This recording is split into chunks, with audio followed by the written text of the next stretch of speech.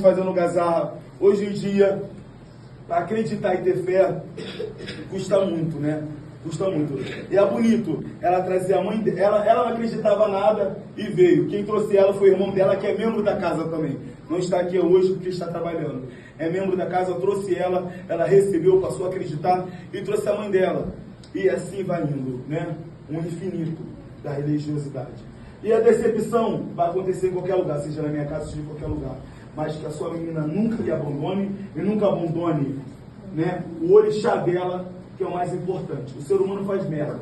O Ogã é falho, o Pai Santo é falho, o Filho Santo é falho, o ser humano é falho. Mas o orixá, o povo de Umbanda, nunca é falho. Nós acerta e dá certeira.